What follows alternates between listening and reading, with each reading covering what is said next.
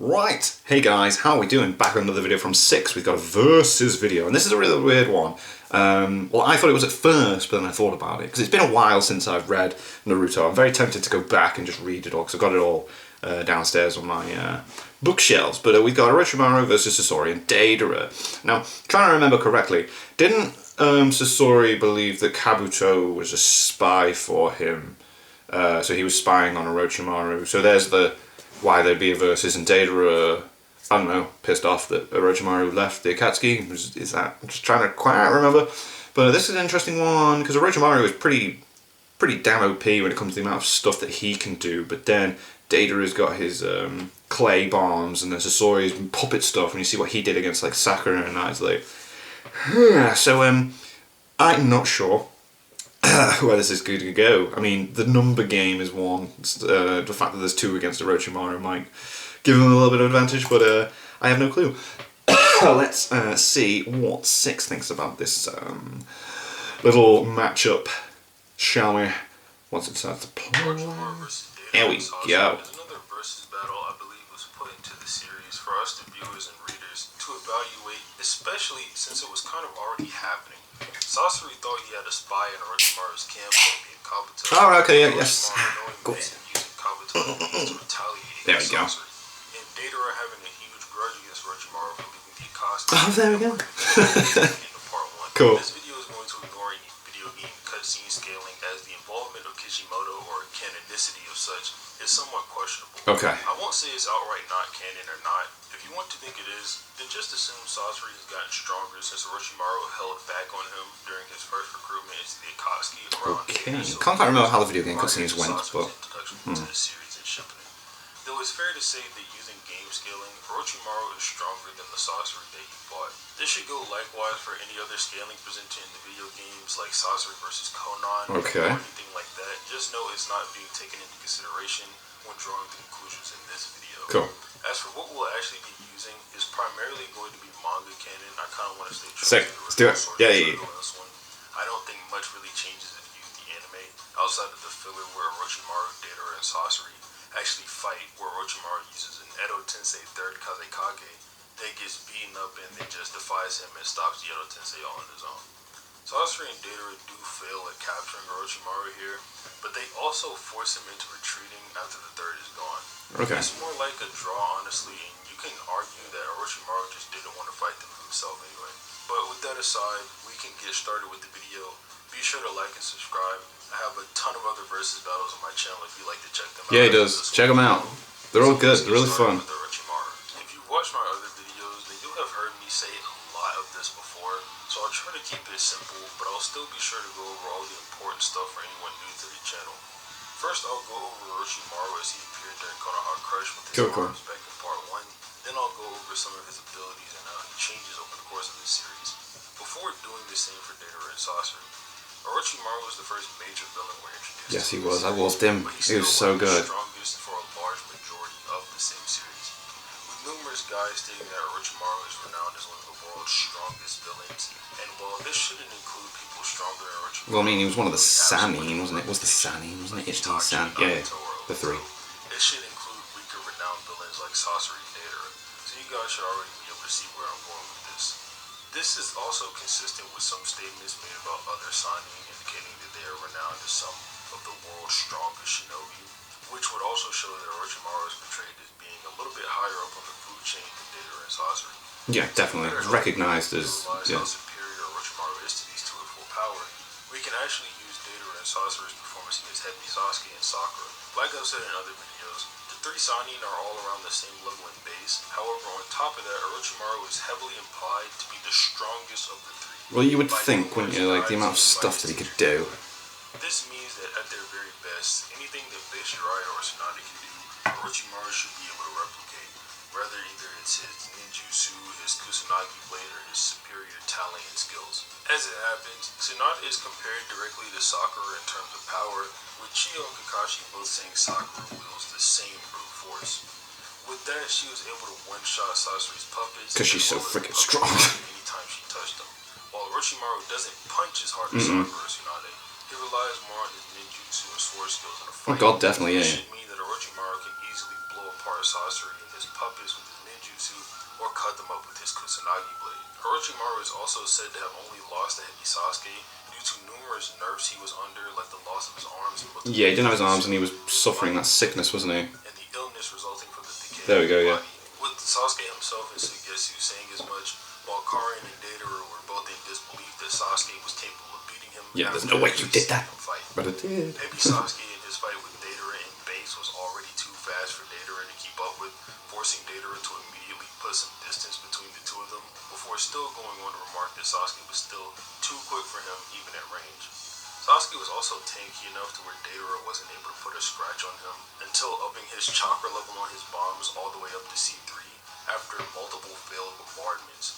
While Deidara did eventually start to wear him down, the majority of the fight is characterized as Sasuke having the clear upper hand. Yes, definitely. Maybe Sasuke in terms of speed was also fast enough to perception blitz Sakura without using his Sharingan and Curse Seal, both of which amplify his speed. While Sakura wasn't by any means faster than Sasori or even really a match for him in terms of speed, she was still capable of at least perceiving, reacting to, and keeping up. Yeah, she could see it happening, like she was definitely on to what was happening around her.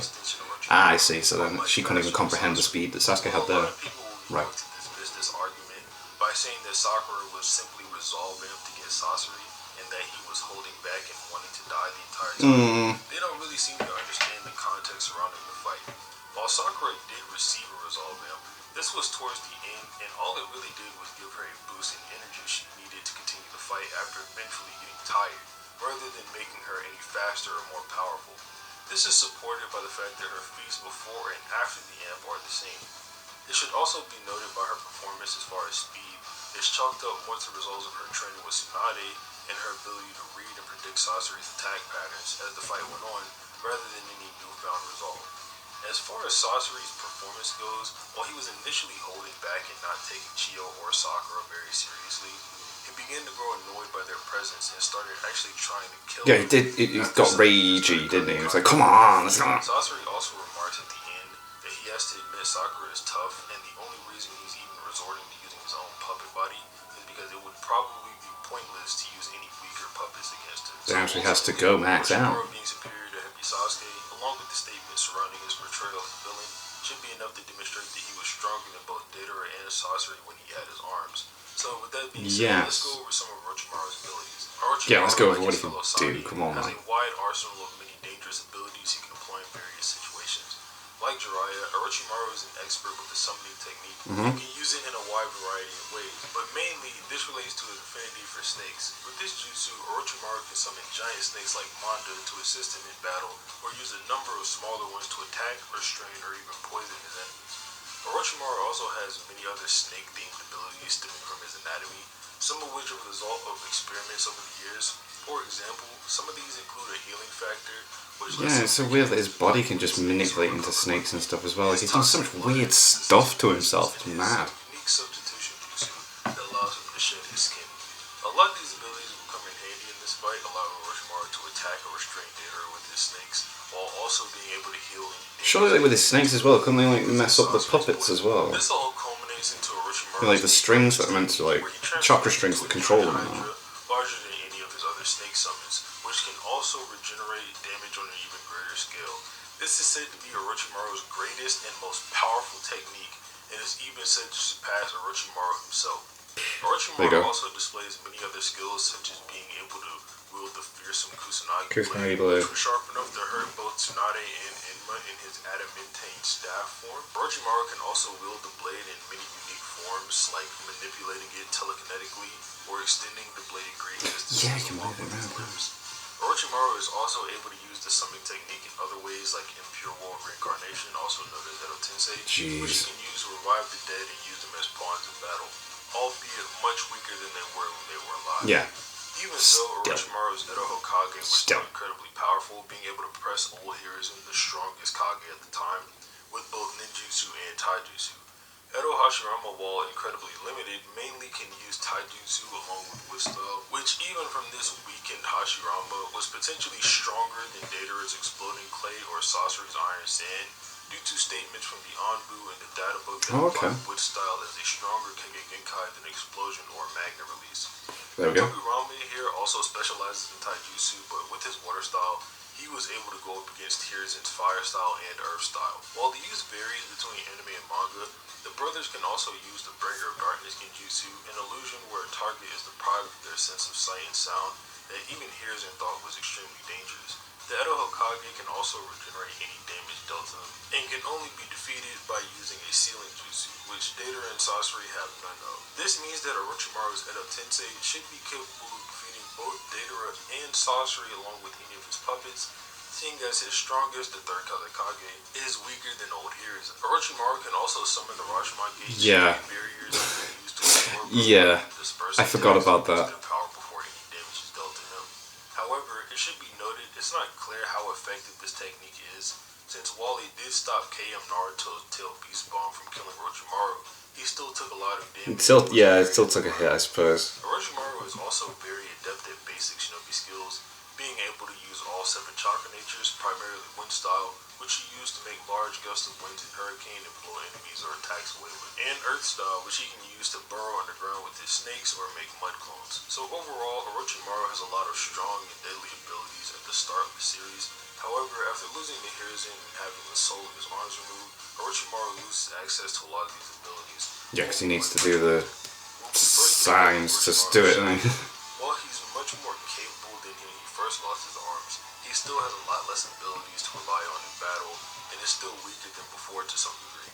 At this stage, while he was able to keep up with KM4 Naruto in speed, he was still getting brutally overpowered and eventually reached his limit by the end of the fight. This, along with the fact that Orochimaru is suggested to be inferior to the Sannin summons like Monde and Yamabuta, who are barely Biju level, would suggest that Orochimaru is no longer even as strong as a tailed beast, mainly due to the fact that while Naruto and Ichiro and Kurama, their strongest tailed beast, is suggested many times by Yamato and Jiraiya, that KM4 Naruto may not be as powerful as a full-tailed beast. Orochimaru is also implied to be beneath heavy Sasuke without his arms, and this all has some interesting implications for how Orochimaru compares to Deidara and Sasori. So let's start talking about them. Sasori and Deidara, being members of the Akatsuki, are some of the strongest villains in ninja. Well, yeah, because that's the reason they're recruited to the group, isn't it? As to how they compare to each other alone, let alone characters like Orochimaru. To keep things simple, they can be skilled to around the same level based on the fact that Deidara has to think long and hard before deciding Sasori may be stronger than him, and the fact that they both frequently threaten and think that they are both capable of killing each other. While I've said that they would lose to a full-power Orochimaru who has both of his arms, they should both individually be able to take down Reaper, Deadsail, and Orochimaru, so let me explain why before I go over their abilities and how the fight could go. Both Sasori and Deidara are superior to tailed beasts, with the data book saying this is a requirement for all Akatsuki. Yeah, they have to, otherwise how are they meant to capture them? 3 tails without much difficulty, and Sasori possessing the Iron Sand, which is superior to the Gold Dust, that Rasa would use to subdue Gaara and Chikaku, the One Tail. This should mean Deidara and Sasori are well above the likes of KM4 Naruto and Reaper, Deadsail, Orochimaru, and could defeat the two, whether it be Deidara's Detonation Clay or Sasori's Iron Sand. So let's go over a little bit more things about how strong Deidara and Sasori are individually, starting with Deidara. As I said before, Deidara is superior to tailed beasts, like most other Akatsuki members, but he also has many other impressive showings that demonstrate he's at least Kage level. Deidara easily defeated Gaara while he was Kazekage, effortlessly baiting him and defeating him with one explosion, while still trying to refrain from killing him. When Deidara was later revived by Kabuto with the Edo Tensei, he went on to stalemate Inoki after keeping up with him in a fight. While Deidara did lose to Sasuke, he was able to hold his own and keep up with him at certain points, especially after beginning to use his C3 bombs. As I'm sure everybody already knows, Deidara specializes in detonating clay, which he can use with explosion release to cause splash. Really? I didn't know he could do this. Large-scale assaults he typically likes to use from long range. Deidara's bombs operate on different levels, C4 through C0, each one being more powerful and deadly than the last. With C1 and C2, Deidara can use clay to make small, short, medium-range bombs. However, as I said before, bloody cool they weren't technique, really effective against Sasuke, and Deidara really only uses them as part of distractions involving his clay clones. With C3, Deidara can make aerial bombs shaped like different creatures of flight that can track and follow targets before turning into even more powerful explosions. While Sasuke was able to dodge this attack and Curse Mark II by flying, this attack was powerful enough to blow off his wing and had a wide enough range to where he couldn't escape. Deidara at this stage is also useful in the air as support for his allies, being able to watch their back or support them from a distance in the air with his bombs. C4 is one of Deidara's most powerful abilities and arguably his most deadly. With it, Deidara can launch a large number of microscopic bombs that disintegrate a target on a cellular level when inhaled. Crazy. While Heavy Sasuke was able to see it with his Sharingan, and Orochimaru could potentially blow the attack away using Wind Style, he doesn't have a Sharingan or any other ability that would allow him to sense the attack, and Deidara believes if Sasuke hadn't used Genjutsu, he wouldn't have been able to outrun the attack. Deidara's final and strongest ability, C0, where he releases the mouth of his Biju chest, blast, isn't it, pretty much? Clay, turning him into a giant bomb with a 10-kilometer blast radius. While this attack was powerful enough to wipe out the forest and kill Manda, and Orochimaru wouldn't have very many options to survive this attack unless he reverse summons like Sasuke did, the attack is still very risky. For one, Deidara would instantly die. Yeah. And secondly, Sasori would most likely get caught in the attack as well and also Yeah. die. So while C0 is powerful and effective, it wouldn't be very useful here, and in general, Deidara will have to be careful with his abilities, otherwise he could be more harmful than helpful to Sasori as an ally. Like Deidara, Sasori also has impressive feats that might suggest he's at least Kage level. Sasori is most known for defeating the third Kazekage and turning him into one of his puppets. Big deal. While the third Kazekage is hailed as the strongest Kazekage of all time and was the strongest shinobi in the Land of Wind. That's about as far as it goes for him. As I said before, Hiruzen was considered to have been a stronger Kage, and typically the Hokage is always the strongest according to the 5 numerous statements. That seems it. Inversely, a lot of people try to be skeptical as to what it means for Sasori and question his performance. Yet we're told directly he defeated the third Kazekage in a straight-up battle. And even if you want to assume Sasori accomplished this by poisoning him, it doesn't matter. He still did it. Considering the fact that Sasori has always been known as the Scorpion of the Red Sand, W's for his W. use of different poison weapons. So no matter how strong or weak you think Deidara and Sasori are, at the end of the day, they are Kage level at bare minimum. Sasori, like Deidara, incorporates many strange and deadly abilities that showcase his artistic philosophy. However, his abilities as a puppet master are much more useful in this and any other team battles. Sasori manipulates many different puppets in battle with a unique weapon that vary in strength. Sasori's initial puppets and the one he travels in, Hiriko, really isn't all that special.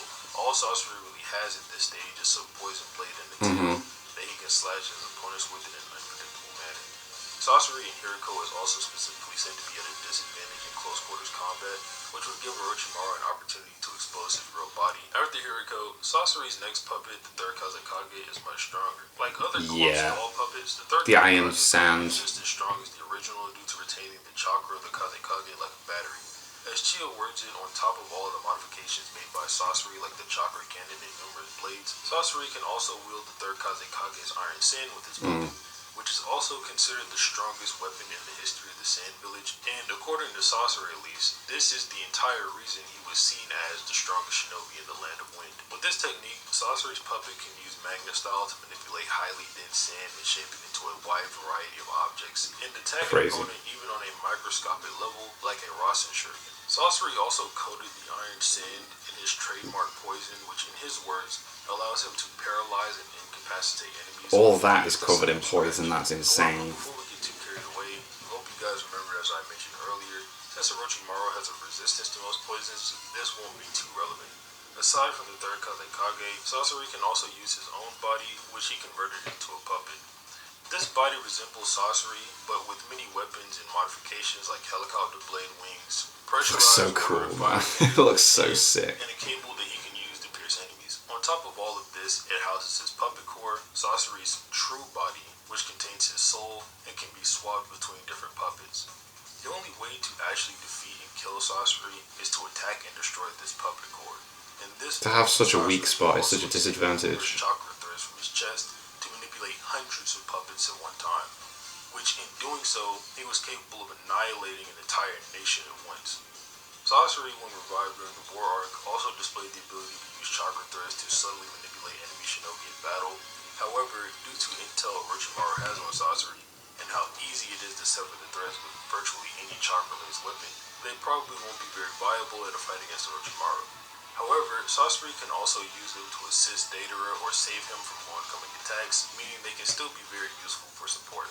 To me, this seemed like a very interesting topic for a versus matchup, and honestly, it was a lot closer than I thought it would be after reading some of you guys' opinions in the comments of the community tab post I made. However, I feel like I have adequately laid out how this fight would go, and when you look at all the information presented to us within the series, it becomes very clear that while Orochimaru with his arms is well above the likes of Sasori definitely. and Deidara, and is easily capable of taking them on in 2v1s with his Edo Tensei or Snake Summons, the same can't be said when he's much weaker and loses these abilities, making it very easy for Deidara and Sasori to use their own tools. Yeah, I get that. That's fair. Yeah. For anyone that was hoping or wondering if I discussed later forms of Orochimaru like War Arc or Boruto era, I'm very sorry. I really just don't care to go out of my way for a character who doesn't do much. He doesn't do anything else, yeah. And even if he did get stronger to some unknown degree, it's very hard for me to say that. Yeah, how you meant to quantify or exactly, there you go. higher than the level that he's already at. As always, I hope you guys enjoyed the video. All three of these guys are some of my favorite villains and members of the Akatsuki and Naruto. If you disagree with what I said here, and I'm sure some of you will, comment down below and just, let me know why. Also, don't forget to like and subscribe and comment below letting me know any other versus battles you want to see me cover. But yeah, as always, have a nice day. Sick video. That was cool. Yeah, I like that. Yeah, Orochimaru with his arms stomps, but without. Yeah, he's struggling. So that was a cool video. I like that. Yeah, check out Six's other versus videos. They are pretty damn cool.